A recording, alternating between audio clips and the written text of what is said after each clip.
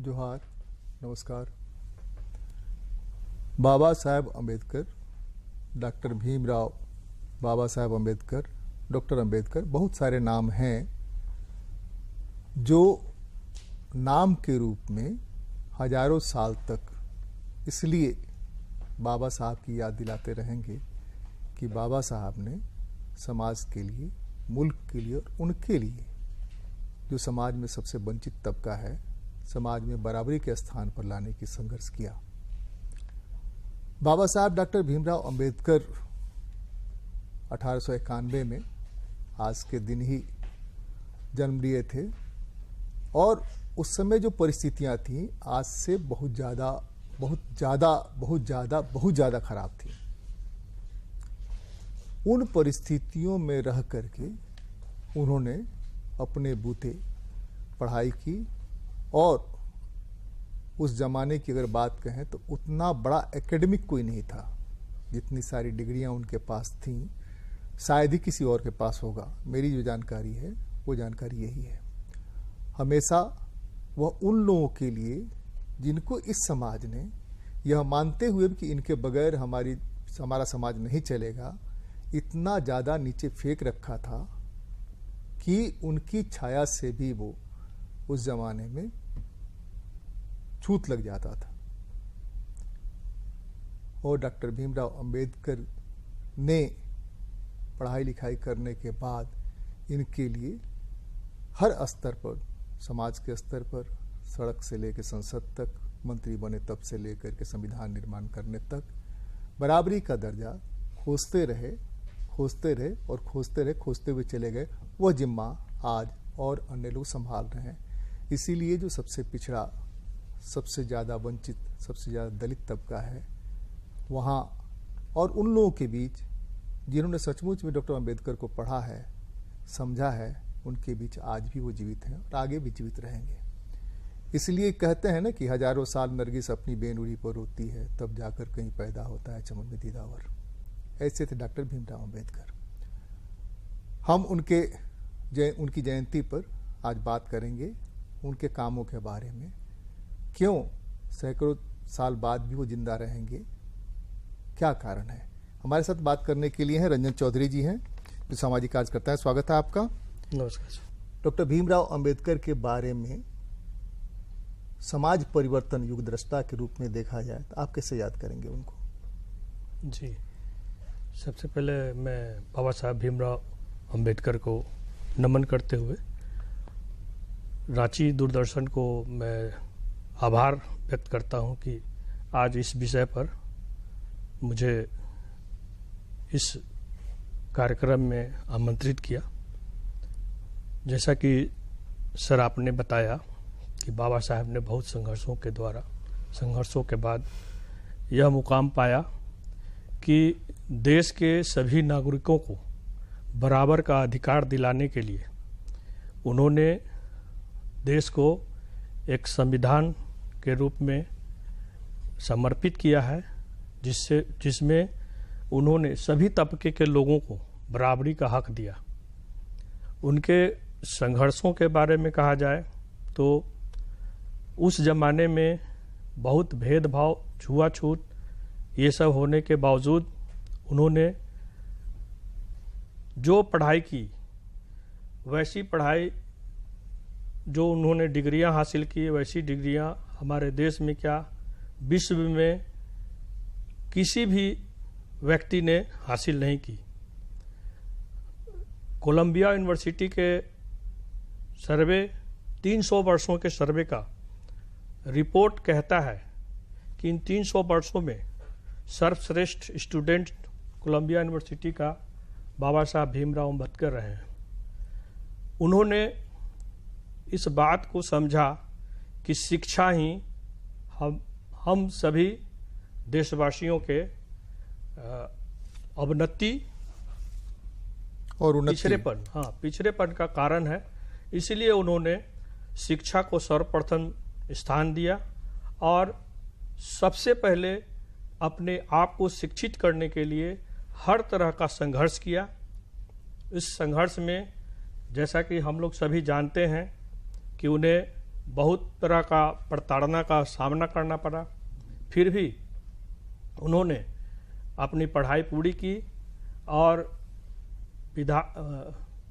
संविधान सभा में अपना स्थान हासिल किया और संविधान निर्माण में उन्होंने 2 वर्ष 18 महीने और 17 दिन का समय मेहनत करके उन्होंने इस संविधान को हमारे देश को दिया, जो समता, स्वतंत्रता, बंधुता और न्याय पर आधारित संविधान हमारे देश को प्राप्त है। वो विश्व का सबसे बढ़िया, सबसे श्रेष्ठ संविधान माना जाता है। जी सर, इनने बहुत महत्वपूर्ण चीज कही है और हमारे पास भी जो आंकड़े हैं वो आंकड़े यही हैं। लगभग हिंदुस्तान की हर सरकार सबसे ज्यादा बजट आदमी के उत्थान के लिए देती है, वेलफेयर में, महिला पर, बच्चों पर, ये क्या नाम है, कृषि पर, गांव पर, सब बजट अगर जोड़ लीजिएगा सबसे ज्यादा और सबसे कम खर्च वहीं होता है जी। तो सरकार की नीयत अगर सही नहीं होगी, सरकारों की नीयत अगर सही नहीं होगी, हासिल कैसे होगा मुकाम? भाई टैक्स तो आप हमसे लेते हैं जी, हमारे टैक्स से आप बजट बनाते हैं, बजट बना के हमको दिखा देते हैं कि आपके लिए इतना बड़ा ले आए हैं पहाड़ पैसे का, इसमें से ये करेंगे वो करेंगे, और वो खर्च नहीं होता। जो खर्च होता है उसमें भी मैक्सिमम एस्टेब्लिशमेंट पर खर्च होता है। ये कह रही है बहुत महत्वपूर्ण चीज है जी। तो वो अगर नहीं होता है तो जिस समानता की बात करें, जैसे कि आरटीआई आ गया, आरटीई आ गया, तो राइट टू एजुकेशन है, राइट टू इन्फॉर्मेशन, तो इन्फॉर्मेशन का इस्तेमाल आप नहीं करिएगा, एजुकेशन में जाइएगा नहीं, और जाने के लिए जो मूलभूत सुविधाएं चाहिए, स्कूल में शिक्षक तो चाहिए तभी स्टूडेंट होगा, और बेहतर ये स्कूल में ही हर स्टूडेंट जाना चाहता है, नहीं तो जा क्या करेगा डिग्री लेकर के। तो ये जो सरकारों को करना चाहिए, सरकारें कितनी ईमानदार रही। बहुत बढ़िया सब्जेक्ट है सर, प्रश्न है। जैसा कि अभी चर्चा से निकलकर सामने आया कि जो बाबा साहब ने संविधान सभा में संविधान को प्रस्तुत करते समय कहा था, वो सार्थक साबित हो रहा है। वो उस जमाने में इस बात को अंदाज लगाए थे कि संविधान कितना भी अच्छा क्यों ना हो, बुरा साबित होगा, अच्छे लोग नहीं चलाने वाले हैं।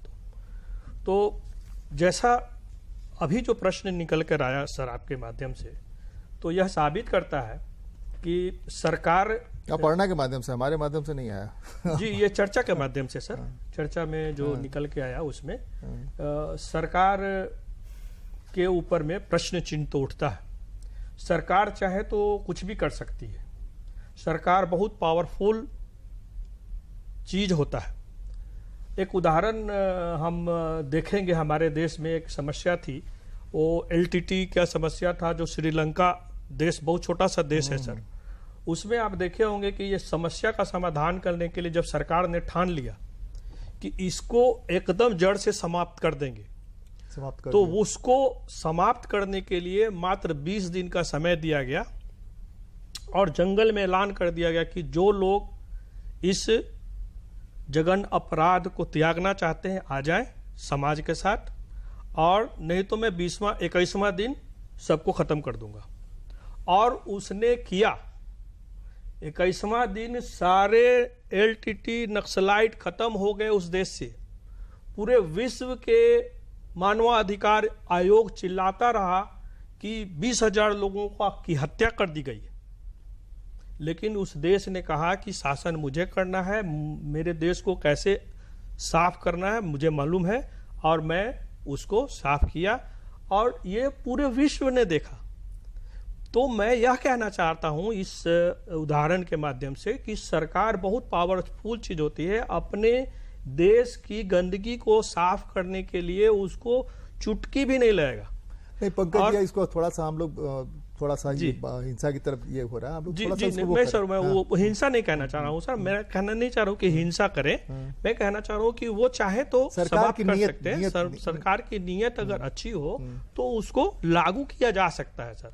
वो हिंसा के माध्यम से नहीं, वो तो अलग मैटर था, लेकिन मैं उस उदाहरण के साथ माध्यम से यह कहना चाहता हूँ ताकत बहुत होता है। जैसे कि बाबा साहब ने जब 1 वोट 1 मैन 1 वैल्यू का सबको अधिकार दिया था, तो उस समय वो अधिकार जब हम सभी देश को लागू हुए, प्राप्त हुए, तो अपने घर में शाम के समय में वायलिन बजाकर बहुत खुश होकर और मंद मंद मुस्कान से अपना खुशी जाहिर कर रहे थे।